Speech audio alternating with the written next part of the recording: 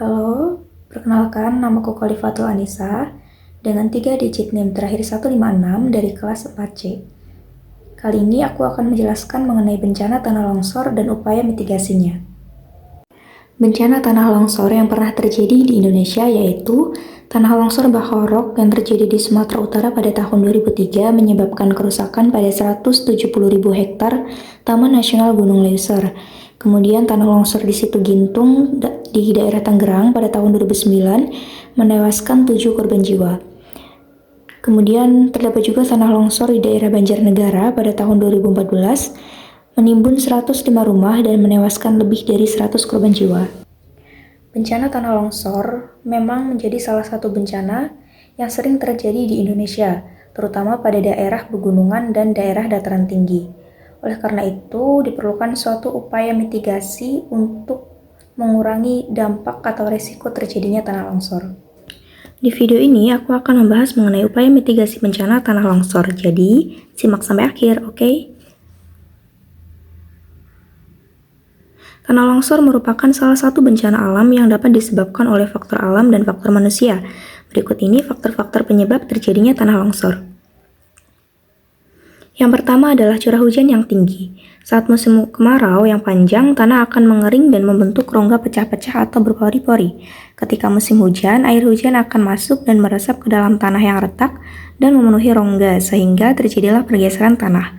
Tanah yang bergeser ini menyebabkan erosi tanah dan kemudian terjadi longsor. Yang kedua, lereng terjal. Proses pengikisan tanah pada lereng terjal oleh angin dan air di sekitar lereng dapat menyebabkan terjadinya longsor. Yang ketiga, erosi, yaitu pengikisan tanah yang disebabkan aliran air permukaan atau air hujan.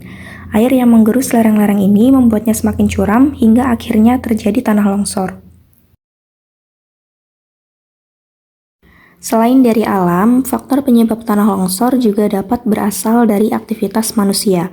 Berikut ini adalah aktivitas manusia yang dapat menyebabkan tanah longsor. Yang pertama, penggundulan hutan. Bila sebuah area, terutama lereng dan tebing, tidak memiliki pepohonan yang cukup, maka risiko terjadinya tanah longsor akan semakin tinggi.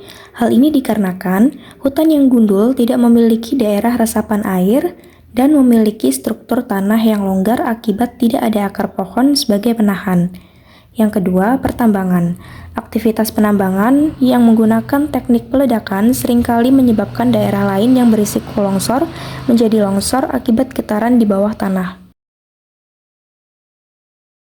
Dampak tanah longsor bagi kehidupan meliputi 1.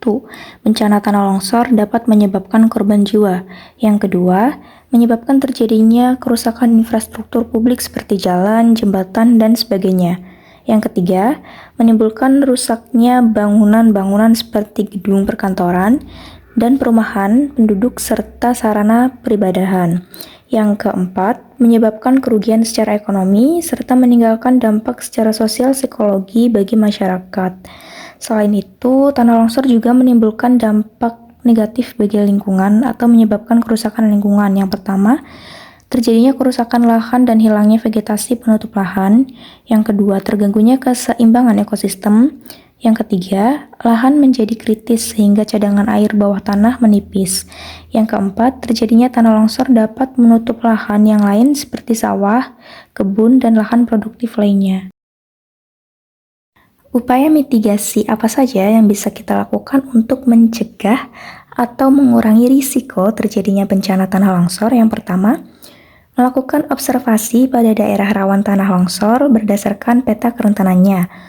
Yang kedua, memberi tanda khusus pada daerah rawan longsor. Yang ketiga, memanfaatkan peta-peta kajian tanah longsor. Yang keempat, membangun permukiman jauh dari tebing dan aman dari risiko tanah longsor. Yang kelima, tidak melakukan pemotongan lereng. Yang keenam, melakukan reboisasi pada hutan yang saat ini dalam keadaan gundul. Yang ketujuh, membuat terasering pada lahan yang memiliki kemiringan yang relatif curam. Yang kedelapan, membatasi lahan untuk pertanian. Yang kesembilan, membuat saluran pembuangan air menurut kontur tanah. Dan yang kesepuluh, menggunakan teknik penanaman dengan sistem kontur tanah. Itu tadi video edukasi mengenai upaya mitigasi bencana tanah longsor.